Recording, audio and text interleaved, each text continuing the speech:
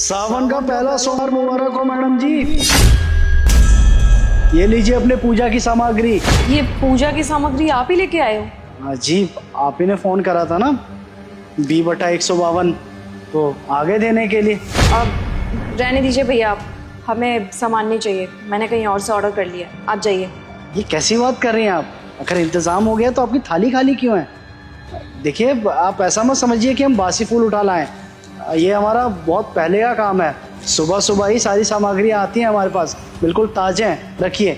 और अगर अभी पैसे नहीं हैं तो बाद में दे दीजिएगा, या आप एक काम कीजिए, आप नाम से महीना बनवा लीजिए। अब महीने भर तो सावन चलेगा, तो हम रोज आपको ये सामग्री देने आ जाया करेंगे। भैया मुझे पता है कि सावन 1 महीने तक चलेंगे, और इसीलिए मैंने जहाँ से सामान मंगाया ना, वहाँ से मैंने कहा है कि वो 1 महीने तक मेरे को सामान डिलीवर कर देंगे, और वो इस चीज़ के लिए एग्री भी हैं। तो इसीलिए आप जाइए, हमें आपसे कुछ नहीं चाहिए। देखिए मैडम, बुरा मत मानिएगा, लेकिन मेरे से सामान ना लेने की मुझे कोई और वजह लग रही है।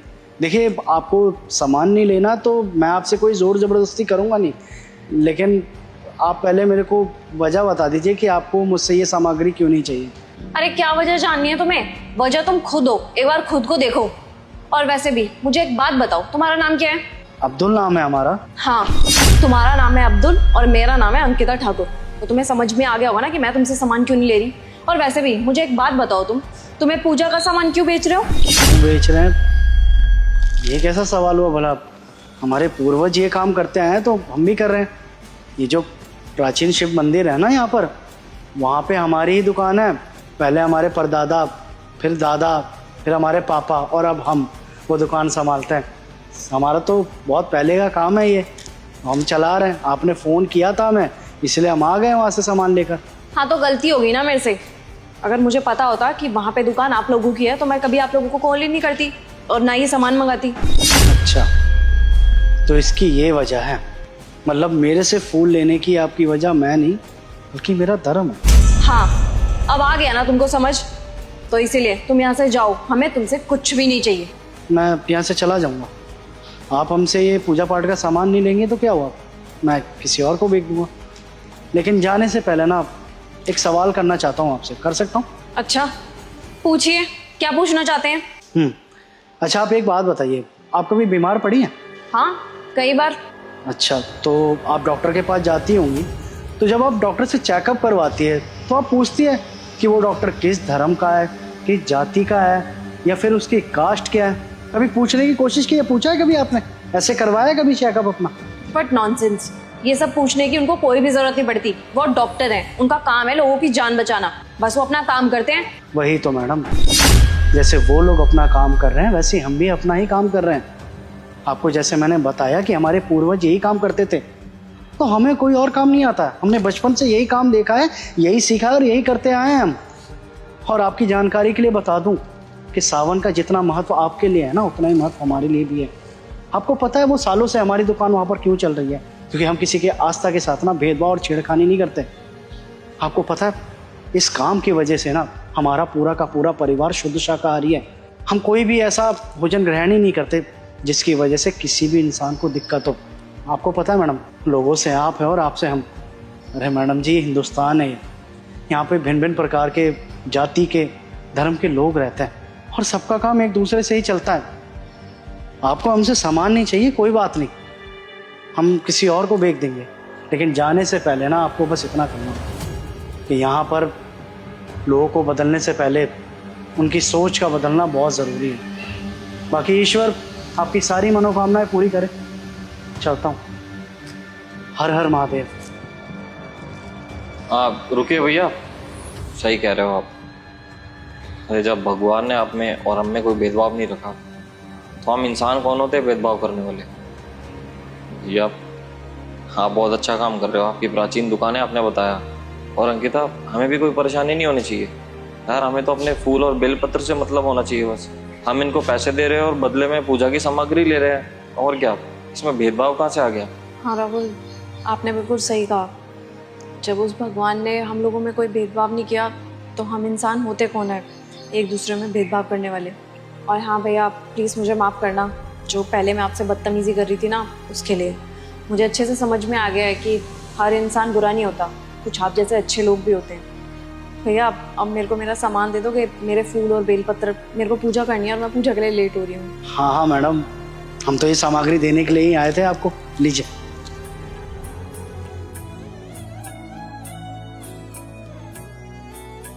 धन्यवाद भैया। और हाँ भैया, वो पहले मैंने आपको कहा था ना कि मैंने कहीं से इंतज़ाम करवा लिया है, वो मुझे डेली मेरे को एक फूल पत्र और बेलपत्र मेरे को दे देंगे।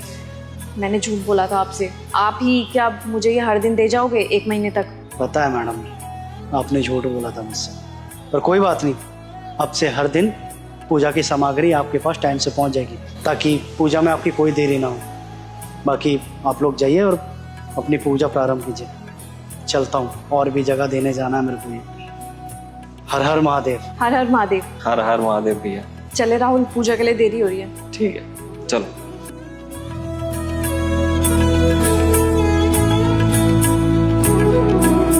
बाय। अरे भाई, अच्छा हुआ तू गया नहीं। क्या है, आज जॉब का पहला दिन है, लेट नहीं होना चाहता, चौक तक छोड़ देगा? हाँ हाँ, क्यों नहीं भैया, चलिए ना, आइए। राहुल,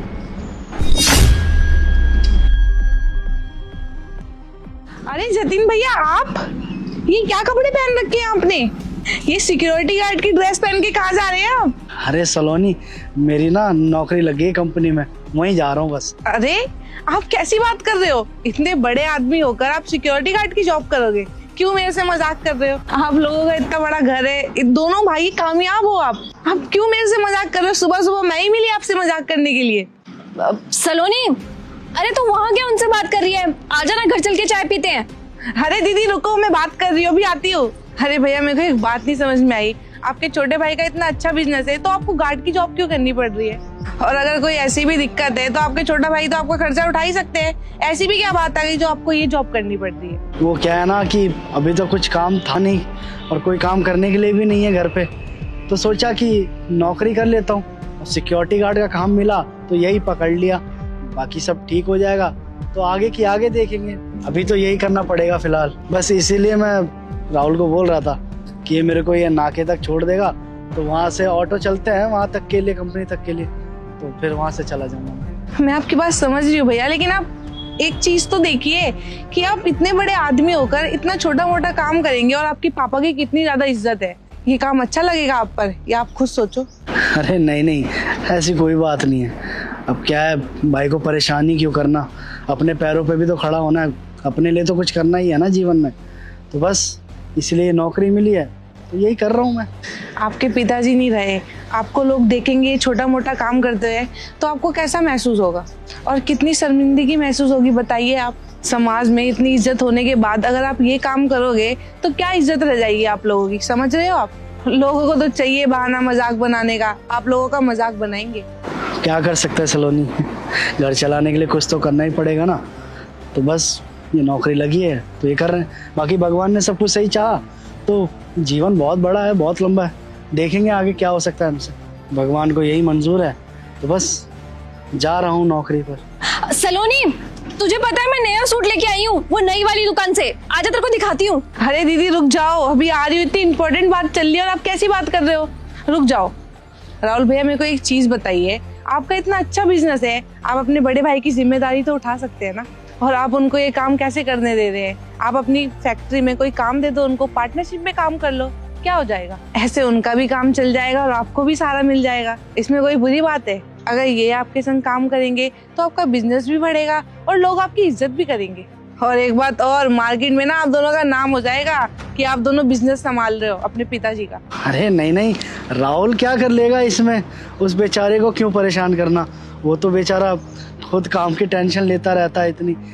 बाकी हमें लेट हो रहा होगा, आपको कहीं जाना है ना, आप जाओ भाई, चल लेट हो रहा है, हम भी चलते हैं। अरे भैया, इतनी भी क्या जल्दी है जाने की?